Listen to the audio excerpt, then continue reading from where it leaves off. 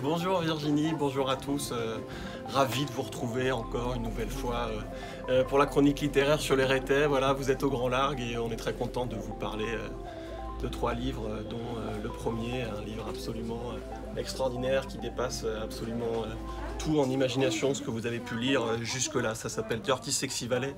C'est édité dans la collection de poche Météor aux éditions du Tripod. Et on espère tous vous faire lire ce livre sur la plage cet été à l'île de Ré. Alors, Dirty Sexy Valley, qu'est-ce que ça raconte? Ça raconte l'histoire improbable d'un groupe d'étudiants qui, à la fin de leur scolarité, vont tous être séparés parce qu'ils vont partir dans des diverses universités. Ils décident de se réunir dans un chalet dans les bois pour faire une grande fête. Et puis ça donnait au plaisir de la chair, d'être amis et de faire la fête sans limite. Seul petit problème, à côté de ce chalet vit une famille de rednecks américains assez typiques, assez bourrus, qui ont une drôle de marotte, c'est de fabriquer des objets de torture sexuelle. Malheureusement, pour ce groupe d'étudiants, ou heureusement pour certains d'entre eux, c'est ça qui est très amusant dans ce livre, pardon, la raconte va avoir lieu très vite et la fête va être quelque peu bouleversée. Voilà, donc c'est un livre absolument incroyable, qui est très drôle, qui est plein d'imagination évidemment, et qui rend hommage à un genre cinématographique américain qui est le slasher. Alors qu'est-ce que le slasher? C'est ces fameux films d'horreur dans lesquels tous les protagonistes ça se réunissent pour faire la fête et meurent les uns après les autres parce qu'un tueur a décidé de venir gâcher la fête. Donc c'est ces codes-là. Ça ressemble un petit peu à du Tarantino aussi dans le côté extrêmement rythmé et ça va sans dire que voilà, il y a quelques scènes un petit peu osées, carrément porno même, il faut le dire, mais c'est traité par la langue de façon tellement burlesque que ces scènes sont extrêmement rigolotes. Deuxième conseil pour cette chronique, on avait envie de vous parler de la biographie de Gareth McNamara, Les Morsures de la mer, édité chez Paulsen. Belle maison spécialisée dans l'aventure et le surf de plus en plus. Si vous ne connaissez pas Gareth McNamara, pour dresser le portrait rapidement, c'est un surfeur de l'extrême, un type qui est connu à travers le monde pour une approche très radicale du surf. Il décide d'aller rider sur les plus grosses vagues du monde, principalement du côté du Portugal. On aperçoit le fameux spot sur la couverture. Donc c'est vraiment une légende, une icône du surf extrême, ce type-là, et on est enfin content de lire comment il est devenu l'icône qu'il est devenu et surtout d'en apprendre un petit peu plus sur sa vie parce qu'il se livre complètement dans ce livre.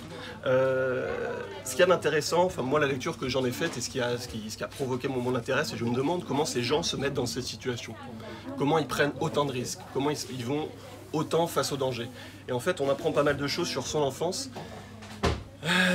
Il a été élevé par des hippies dans les années 60 aux États-Unis et il avait une éducation extrêmement libertaire, on va dire ça comme ça. Il a dû se débrouiller tout seul, petit, très vite ce type-là. Et on se rend compte qu'il va faire des expériences assez extrêmes très rapidement dans sa vie, trop rapidement dans sa vie, ce qui va créer un rapport au risque qui n'appartient pas du tout au commun des mortels. Et voilà, c'est ce qui permet d'expliquer un peu pourquoi Gareth McNamara va au-devant du danger de cette manière. Alors, troisième et dernier conseil pour cette chronique, Énigme Archer de Russell Hoban, qui est publié par la maison Toussaint Louverture, qu'on fait entrer dans la librairie pour la première fois avec son catalogue de poche qui s'appelle Les Grands Animaux, qui a une gueule folle. Voilà, le livre est très beau. J'en ai un autre juste derrière moi, donc je résiste pas à l'envie de vous le montrer. Voilà, c'est des livres qui graphiquement ont super la classe, déjà. Au-delà de cette beauté extérieure, Monsieur Toussaint Louverture édite des textes qui sont soit un peu oubliés, soit qui n'ont jamais été traduits. C'était le cas d'Énigme Archer de Russell Hoban, jamais traduit parce que c'est une prouesse de traduire un livre comme celui-ci. Pourquoi c'est une prouesse de traduire un livre comme celui-ci? Parce que Énigme Archer est écrit dans une langue complètement inventée, qui s'appelle le Ridley Speak, qui serait un anglais un petit peu transformé, un peu atomisé en quelque sorte, et qui tenterait d'expliquer, de dire la nouvelle réalité humaine dans ce livre, qui est une grande aventure post-apocalyptique. La Terre a été victime d'une catastrophe nucléaire mondiale. Elle ne ressemble plus du tout à ce à quoi elle ressemble aujourd'hui.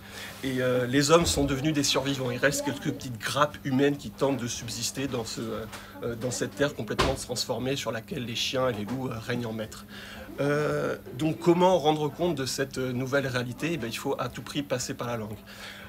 C'est ce que décide de faire Russell Hoban là-dedans, dans ces 300 pages, pour dire cette nouvelle réalité. Donc, ce qu'il y a d'autre dans Enigmarcher, c'est que c'est un gamin qui nous parle. Il a 14-15 ans, et ça va être aussi un livre forcément un petit peu initiatique et d'apprentissage.